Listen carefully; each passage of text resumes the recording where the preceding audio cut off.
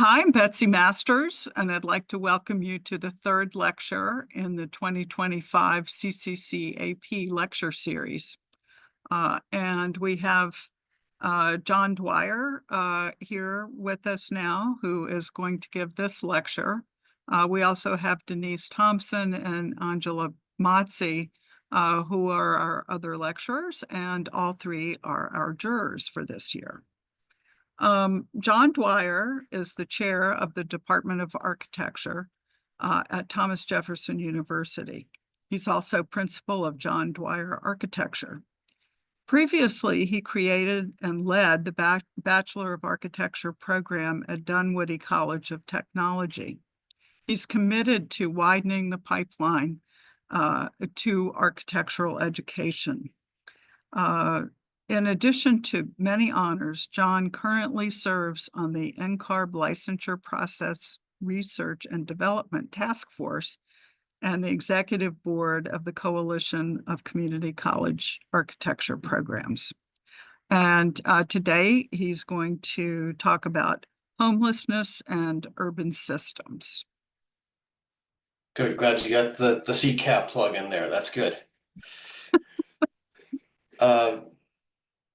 Thank you, Betsy, and thank you, everyone. Make sure I can get my notes up here too. So I'd like to share with you today a little bit of the work that we've been doing at Thomas Jefferson over the last few years in collaboration with the hospital side of Jefferson, some of our agencies in the city of Philadelphia, and some of the nonprofit organizations, all that serve the homeless community. One of the things I recognized coming to Philadelphia is that Philadelphia is very unique in its statistical makeup. It has a very high incidence of poverty, but a very low rate of homelessness. Usually poverty is a good indicator of the pervasiveness of homelessness in the city, and Philadelphia has a bit of a unique circumstance. And when we started to talk about this together, collaboratively, we started to explore ways of possibly ending it. That perhaps it's possible in Philadelphia, and if we can make this in a way that's replicable, perhaps it's possible in other cities. One of the biggest obstacles that we faced in this work has been overcoming public misperception about what homelessness is. And that misperception is becoming increasingly powerful. In 2016, there was an organization called the Cicero Institute, which began to very aggressively lobby against homelessness, defunding housing programs aimed at ending homelessness, establishing police-controlled homeless encampments, and allowing the government to arrest and forcibly commit homeless people into mental facilities. 10 states so far have passed bills influenced by the Cicero Institute. And just this past June, the Supreme Court ruled in favor of the Cicero Institute, which has opened the door for states to enforce and enact anti-camping laws, which effectively criminalizes unsheltered homelessness. Very surprisingly, the first state to jump on this was California. A Democratic governor, Gavin Newsom, who is operating a state with one of the most unsheltered homeless individuals. And on August 8th, just a couple of months after the Supreme Court ruling, he issued an executive order directing all law enforcement to remove and detain unsheltered homeless individuals within encampments throughout the state. So these misperceptions about homelessness are so powerful and pervasive that a Democratic governor in a Democratic state jumped at the chance to inflict what used to be considered cruel and unusual punishment against his own citizens. It was in defiance of all evidence and against his own party's policies just weeks before a presidential election. So these powerful myths are based on a paradigm of homelessness as being what you're seeing on the screen. I love the way that AI has the ability to show us our biases because it's rooted in all of the content that we have assembled over the course of a great deal of time. And as you see in this image, you see this was a simple prompt in Midjourney. It was one word and 6 images. And this is really the way that we as a society tend to view homelessness. A single middle-aged white male sitting on a sidewalk on a street. Usually we perceive them to have some form of combination of mental illness or criminal record or drug addiction. They're often viewed as lazy, a product of their own decisions, taking advantage of free handouts, and easily capable of pulling themselves out of homelessness if they wanted to. And much of this is rooted in the late 19th century condition of homelessness, which at that time was defined as a crisis of men let loose from all the habitats of domestic life, wandering without aim or home.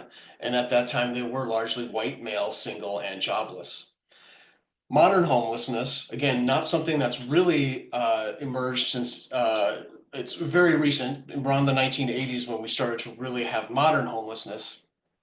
That started to emerge. And the major forces that transform that include gentrification, the deinstitutionalization of the mentally ill, very much so high rent to minimum wage ratios, the minimum wage rate not keeping up at all with rents since the 1980s, emergence of infectious diseases, diminishing affordable housing, and then a lot of these deep budget cuts into social services. So modern homelessness is a byproduct of how we make cities. It's a byproduct of our urban systems. And this is what's really led us to take this systemic approach to try to understand how we can alter the way we design cities, the way we think of this systemically, instead of just trying to treat those individuals who are currently or experiencing homelessness, which is also incredibly important work. These are the two things that we're trying to start to balance. Oh, I'm on the wrong slide. There we go. So this is sort of the reality of where we're actually at with homelessness. Our best estimate right now is that around 42% of those individuals who are currently homeless right now in our country are youth, meaning under the age of 24. 29% are families. One of the most remarkable things is that the majority of those who are homeless, and this is again one of these indicators of minimum wage versus rent, the majority, 60%, are employed, and only 19% really fit that mold of chronically homeless. And of all the myths that exist, is that is one of the most difficult to overcome, is that homelessness is in some way a fixed system, when in reality, it is a flowing system. There is an inflow of those entering into homelessness. There's the experience of those currently experiencing homelessness, and then there is the permanently housed.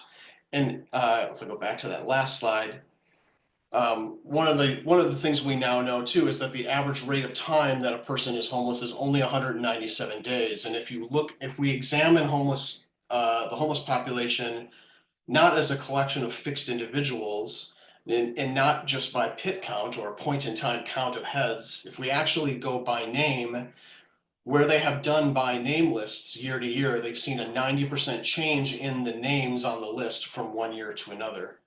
All of this is evident that this is, again, a very much of a flowing system. So the goal that we've all set forth, we being the whole homeless community for many years, the goal that we've set out is what's called functional zero, where the inflow rate is less than the outflow rate, so that the time in which homelessness occurs is rare and brief. It's not about making it so that the homeless population is zero. It's not a fixed system. It doesn't work that way. You can't just take the water out of one part of a river and expect that there won't be water there within a few minutes after you do it. We have to solve the flow of it itself. The real issue that we have, however, is that we don't know the inflow rate.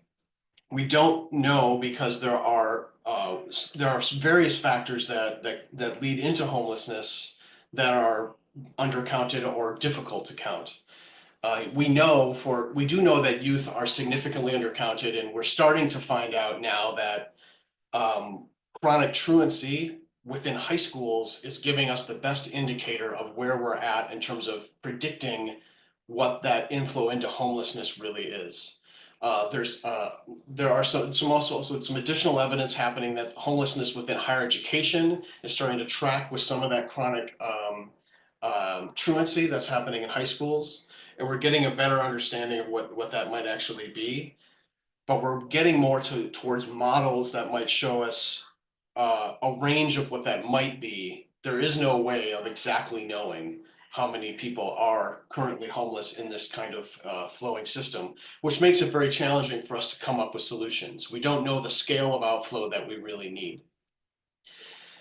Another great challenge that we're trying to overcome is the instinct to look at homelessness as a cause-effect relationship, to think that there are a lot of misperceptions that drug abuse causes homelessness, or that losing your job causes homelessness, or climate change causes homelessness by someone losing their home due to a natural disaster. And this may be how we perceive it to be, but the reality of homelessness is that it exists within a large web of causal loops, where many of the things that we might think cause homelessness are also the effects of homelessness. So cause-effect relationships don't really give us any possibility of a solution toward ending it as a system. Instead, we have to see it as a whole system. So this is where we, in design processes, we are excited about the possibility of being able to apply design thinking to this kind of problem, because it is a systems-based thinking. It's not a static system. And certainly we can look at certain relationships between sets of things. We know the relationships between certain public policies and the way they contribute to homelessness. We know the way that economics, global economics, local economics might lead to that as well. We also know that there are societal pressures that lead to it, the various forms of discrimination, the human flow of people around the world, and the refugee status, and the refugee housing or lack of refugee housing that exists. All of these things lead to homelessness. The ecologies and ecosystems certainly do attribute to this as well. But the two areas where I think we've really started to focus on are healthcare and youth. And a lot of it is stemming from these diagrams themselves, which are starting to show us the broader interconnectivity between healthcare systems and homelessness, and obviously youth and homelessness. And in both, what we're starting to really see on our end, in our discipline, the possibility of creating different housing typologies. We don't often associate or think of healthcare as being housing, but in the sense of a non-market form of housing, it is, in the sense that it's anywhere that we might spend a night that might not be considered truly a home.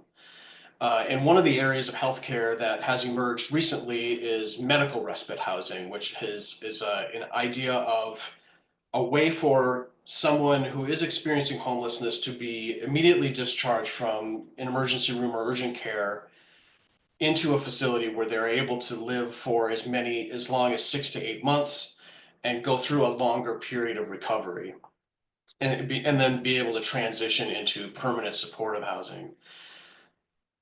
The lack of medical respite housing is the issue. There really are very, very few medical respite facilities. This is actually a housing type that we introduced to Jefferson Health. They were not aware that it even existed at the time when we started to get into the research. There are about 12 beds throughout the entire city of Philadelphia right now. So we're right now in the process of working with the enterprise of Jefferson to see if we can explore expanding the access to medical respite housing that might exist within the hospital system. The other side of this is youth, the undercounting of youth. And what we have started to become very interested in is the relationship, again, between higher education and homelessness, and the idea of housing insecurity as a key indicator for that inflow into homelessness.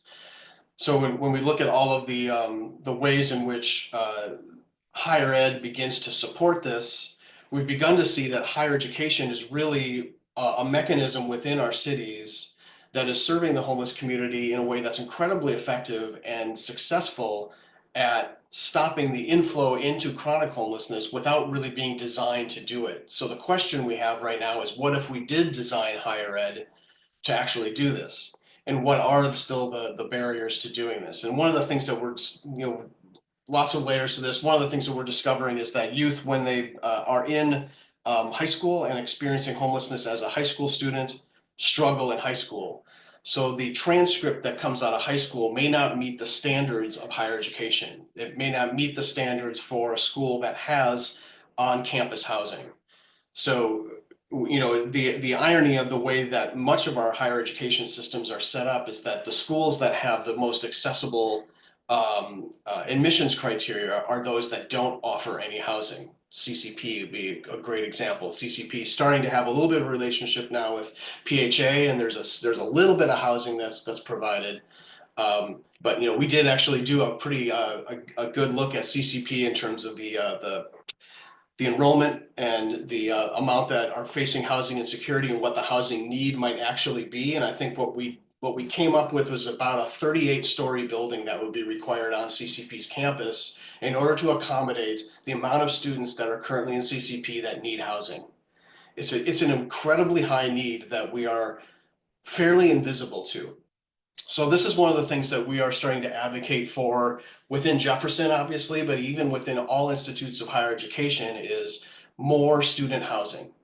The dorm might very well be one of our greatest pathways toward systemically ending homelessness in the city, along with systemically changing some of the ways that we have admissions criteria. All of this leads to this idea that's called housing first. So this is a healthcare term as much as anything. A lot of the old perceptions about how to treat homelessness was to treat the underlying causes before you, quote unquote, give someone a home. We're starting to understand now that housing is healthcare. The housing does the work. So instead of treating joblessness or treating mental illness or substance abuse and then providing housing first allows us to better treat all of the other things. And that there's an enormous amount of data now that shows that housing first works. This has been politicized. The Cicero Institute obviously is very much against housing first. A lot of states are very anti-housing first, despite all the evidence that this does work. So we are, Philadelphia is a housing first city. We're a very strong advocate for it. And we believe that the threshold that we now have the opportunity to cross and where we're at with this as an idea, we now need the housing typologies. We have to start to discover what that means. What kinds of housing are these? What's the shape of this housing? And certainly we're looking at things like medical respite housing. Rapid rehousing is something that is becoming a very powerful thing. Student housing is a big one that we just discussed. Refugee housing is something that we certainly need to address in the United States. We know the rate of refugees will increase despite any laws that might try to force against that. And all of these require different ways of thinking about what that housing might be. So as we started to get into this, as we started to get into the architecture behind this, what does this look like in the built environment? How does this take shape? We first started to tackle this through trying to understand the unique geographies of homelessness and really starting to see that this does not have the same correlations when we map everything else about a city. Commonly you can map, residential, racial segregation with poverty, with crime, with access to green space, with access to food. All of those things tend to have strong correlations in most of our cities. Homelessness has no correlation with any of it. The geographies of homelessness exist primarily around emergency rooms, shelters, sites that offer free meals, and major stops for public transit. So in Philadelphia, that would be the SEPTA, the train lines, the hospitals, the shelters, and the churches and other nonprofits that do free meal services. And then it's the walking distance within those that really start to define the boundaries of the city for the homeless community. So for North Philadelphia, this is a drawing of what we think is the city of Philadelphia from the perspective of someone experiencing homelessness. These are the boundaries of that city.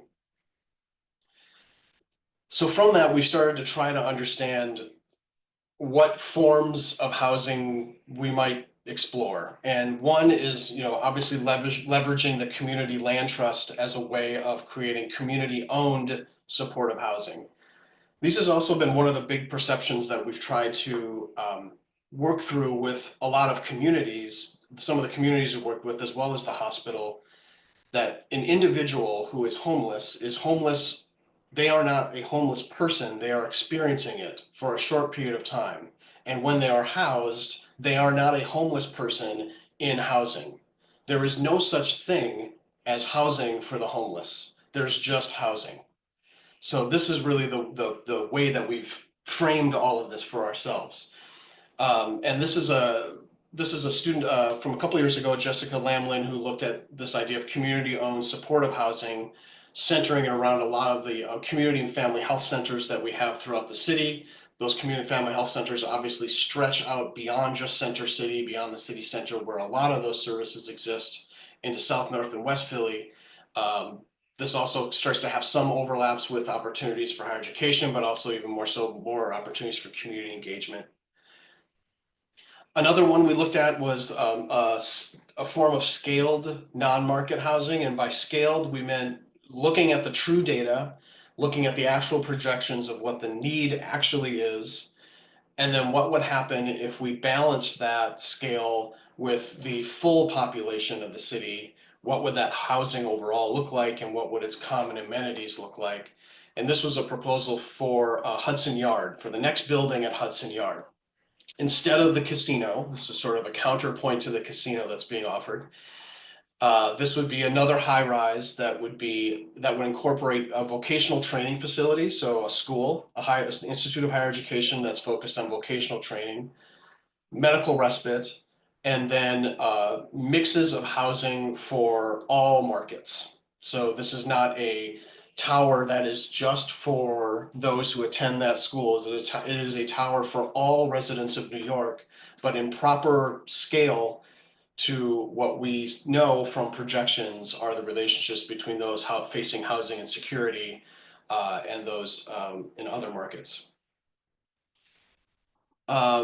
Obviously, intersectionality is a big part of an approach that we're exploring too, and trying to start to understand how we might look at this as something that might be called intersectional housing. Part of this is literal, the intersections of many of the different ways of mapping that we've looked, and where are the points in the city that are these hotspots that really could have the biggest impact or the biggest catalytic effect. But also the intersectionality in the cultural and social sense too. So really trying to understand that this is not a white male middle-aged problem, that this is a problem of intersectionality, that there is a social demographic problem that exists within homelessness that has to do again with all of the varying factors that create modern homelessness. And then we've also, again, I've looked at the relationship between mass transit and recovery housing. There are several mass transit systems now that are starting to directly engage the homeless. This has a lot to do with what we started to think of as what's the intake. Intake is typically a formal process by where someone goes to a government building, into a social services office, sits down with a social worker, and does an intake form.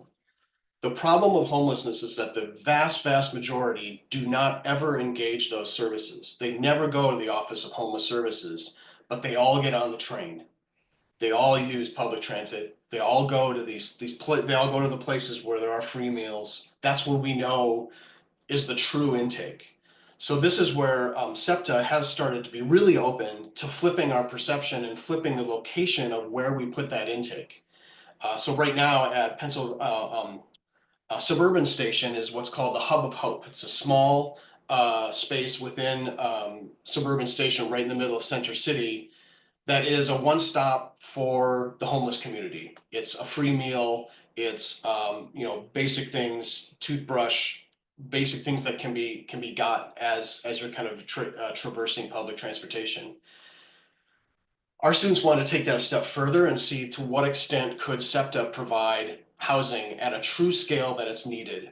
And this is a particular student that wanted to directly engage another major inflow into homelessness that's happening post-youth, which is the rise in opioid use, particularly in Kensington, which is starting to become known as the Philadelphia Badlands.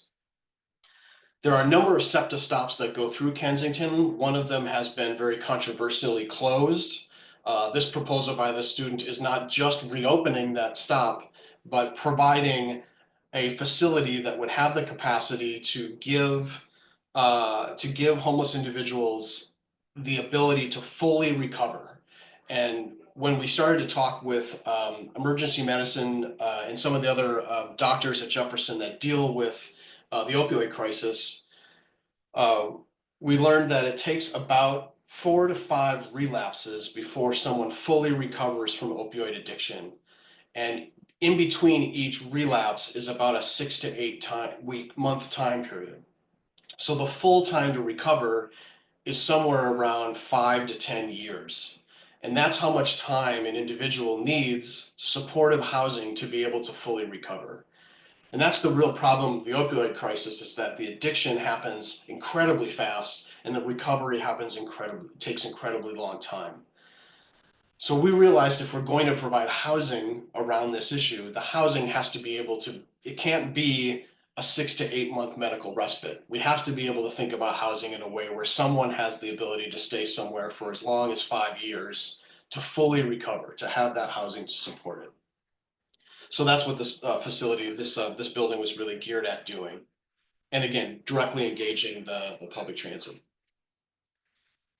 A slightly more recent thing that we've been looking at is the idea of centralizing and diversifying. So this is in Center City. So what do we do within the urban hub of the city? How do we think about housing at that scale? This is looking at it in terms of the full spectrum of forms of housing that may happen throughout the whole process of transitioning from homelessness into permanent housing. So there are supportive housing proposals next to emergency housing services, then mixed housing that has a variety of some of the supportive, some of it independent, and then cooperative housing, and then permanent cooperative or student housing. So there's this range of things that can happen, and whether that's that can happen on a linear or non-linear way. And this is along an abandoned railway that exists in the city in the city of Philadelphia. So this is one of the buildings that was proposed along that development by a student that's woven into that raised abandoned rail line. And in this sense, we're looking at the abandoned rail line as being a way of providing two different strata of being. So there are on the street level, there are amenities that are common to the city, and on the elevated rail, the abandoned elevated rail level, there are amenities that are common to those that live there. So on the ground level, there is a full cafeteria, there is medical respite, there is bike storage, all the sorts of things that might expand out to a larger city. And then on upper levels, the common amenities are, co-working spaces, a gym, a daycare, all the things that serve the people and the families that might live there. And again, all of these are made, the unit types in this one were very much made in a more comprehensive way. So when we were thinking about this city within a city, we were looking at the full demographics of homelessness, looking at the 42% that are likely youth, looking at the 60% that are likely employed, looking at the significant amount that are families, and then trying to create that variety of housing throughout the whole development. So this is where we're at. We're still very much in process on this research, still very much trying to see if we can't continue to discover other forms of housing that we might be able to consider. We are in the process right now of working in this next semester, working through a publication that will go to the university and the enterprise, so that we might be able to start to release some programs that would work most closely with our family community medicine within Thomas Jefferson University. So I just want to thank the whole team on this list who've all been helping us with the research so far. Thank you. Thank you, John. Angela or Denise, do you have any thoughts, comments?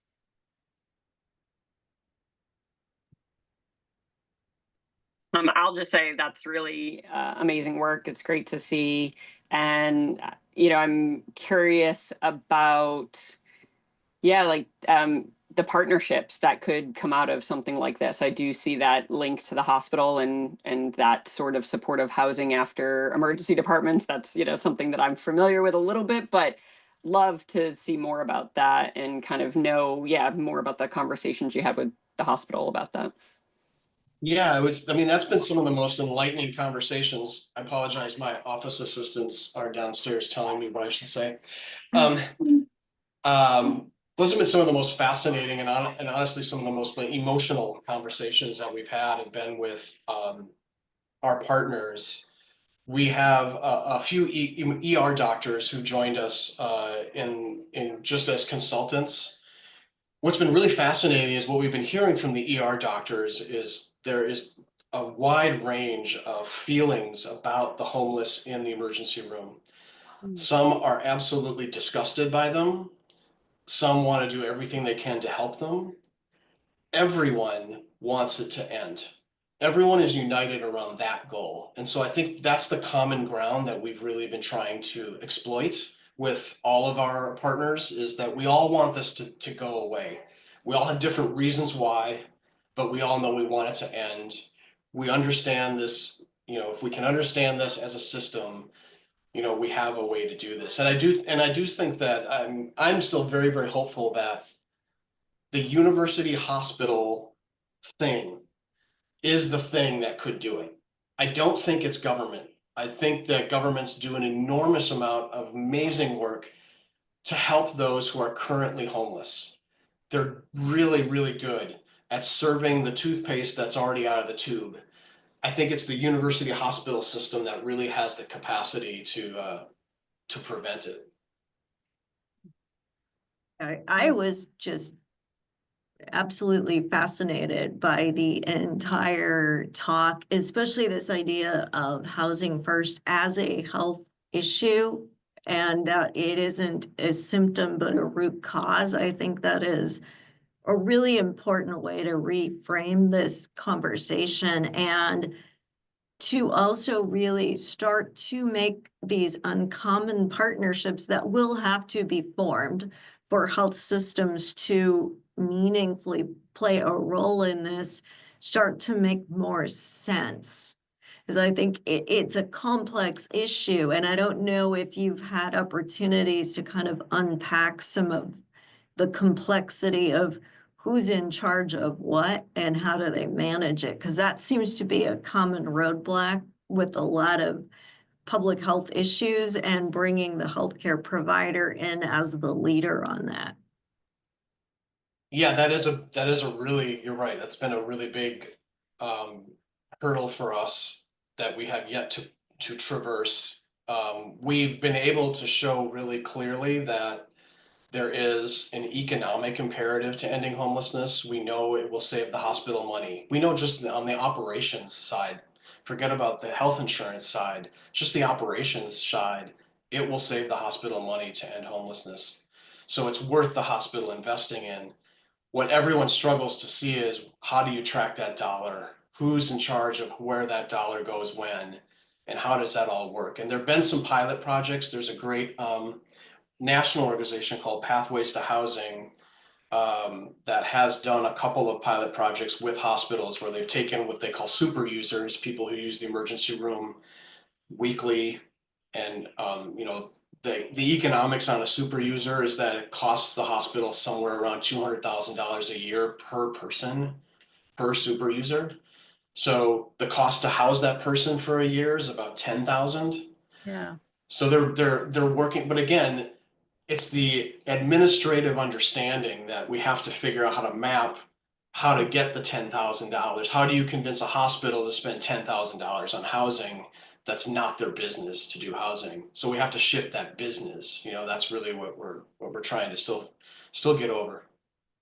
So the mapping that you have done, and I found that so compelling, making data, making numbers visual, you know, so that we could see the size and scale of this problem, and in some slides see the geography of it, you know, which maybe to people who are not in Philadelphia, it doesn't make a lot of sense, but you know, I'm I'm sitting right here in the middle of it, and Yeah, it's such a profound problem. And, you know, our